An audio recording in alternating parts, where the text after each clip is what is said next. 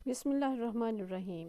अस्सलाम वालेकुम। Mathematics grade 3 unit number 1 whole numbers हम चैप्टर करेंगे।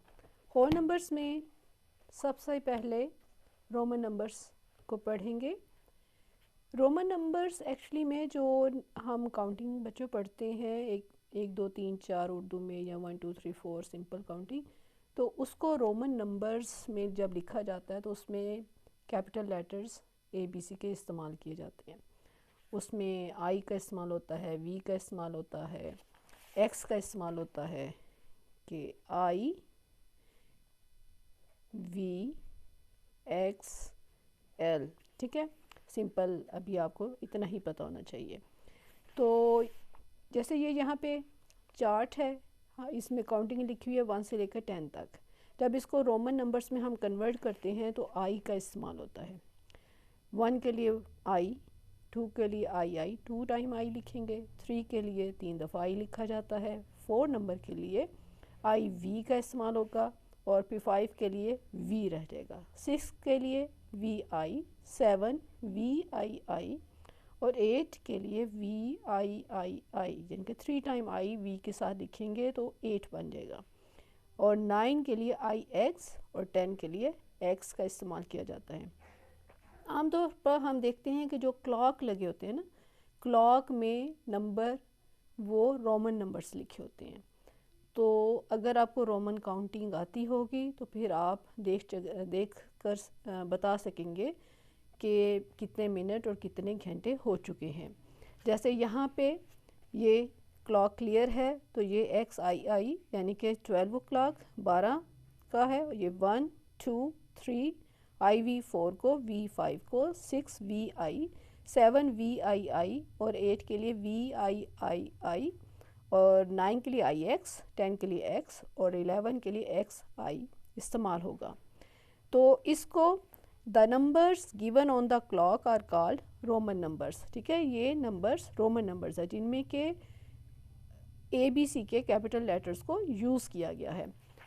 इसमें अगर आपको बताया जाए, कोई कहे कि आप काउंटिंग लिखें, तो अगर आपको 1 से लेकर 10 तक काउंटिंग आती हो तो फिर थोड़ा सा आप आगे इजीली काउंटिंग को इस्तेमाल कर सकते हैं, जान सकते हैं। जैसे देखें, 1 के लिए हम लिखेंगे I, 2 के लिए होगा II, 2 टाइम I, 3 के लिए II, सही, 3 टाइम हम I लिखेंगे तो वो 3 हो जाएगा। 4 के लिए होगा I और उसके बाद V, 1 टाइम I लिख के उसके बाद V लिख देंगे। 5 के लिए बच्चों V यूज़ होगा, और जब 7 की बात आएगी, 6 की बात आएगी तो हम लिखेंगे VI, और 7 के लिए VII, और 8 के लिए वही 5 के लिए V, और फिर उसके बाद 3 टाइम हम जब I लिखेंगे तो 3 ऐड हो जाएगा तो वो 8 बन जाएगा, और 9 के लिए है वो I और X। जिस तरह 5 V से पहले जब 4 लिखा था तो IV हो गया, तो इसी तरह 9 में IX लिखते हैं, और जब 10 होगा तो ये X रोमन काउंटिंग में आएगा।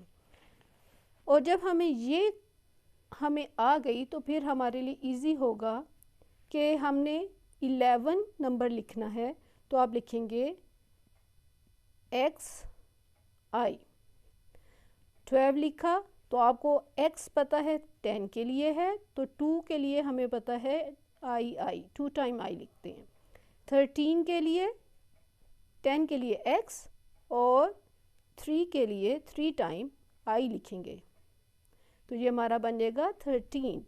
14 के लिए फिर बच्चों 10 + 4 14 होता है, तो 10 के लिए X, और फिर IV हमें पता है कि वो 4 होता है। फिर 15 के लिए X, और 5 के लिए 5, ये V, 15 बन गया। 16 के लिए बेटा X 10 को शो करेगा, और VI जो 6 को जाहिर करता है वो हमें 16 बनाने में हेल्प करेगा। 17 के लिए X 10 को जाहिर करेगा, और 7 के लिए VII, 17 हो गया। 18 के लिए बेटा हम करेंगे x 10 और फिर 8 के लिए हमें पता है कि v के बाद 3 दफ़ा i लिखेंगे तो वो 8 हो जाएगा और ये x v 18 हो जाएगा।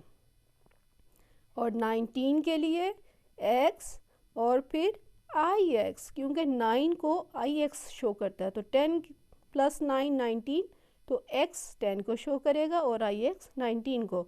और जब 20 की बारी आएगी तो हमें पता था कि 10 नंबर x से ज़ाहिर होता है तो डबल x कर देंगे तो ये 20 हो जाएगा। ठीक है, तो आपने इस चीज़ को याद रखना है। और इसमें आप एक जो मेन मैं आपको टिप बताऊं बेटा कि आपने 4 के लिए आई वी करेंगे तो 5 के लिए v हो जाएगा। इसी तरह 9 के लिए आई एक्स करेंगे तो 10 के लिए x हो जाएगा। और इसी तरह ये काउंटिंग चलती जाती है कि अगर कोई आपको कहे कि 21 लिखें तो फिर आप मिसाल के तौर पर कोई आपको कहता है कि 21 लिखें तो आप फिर लिखते हैं x x i 1 time i। 22 लिखें तो वो फिर होगा x x i। ठीक है, इसी तरह चलती जाएगी। तो 30 पे जब आएंगे तो वो होगा x x x 30 हो जाएगा। तो सिर्फ आपको 1 से लेकर 10 तक याद करना ज़रा मुश्किल लगेगा, लेकिन जब आप उसको थोड़ा स्टेप को ध्यान रखेंगे तो आपको समझ आ जाएगी कि v5 के बाद vi, फिर 2 टाइम i और फिर 3 टाइम i करेंगे तो 8 हो जाता है और फिर 9 पे ix और 10 पे x हो जाता है। तो आप रोमन काउंटिंग को बड़े आसानी से समझ सकते हैं और फिर लिख सकते हैं।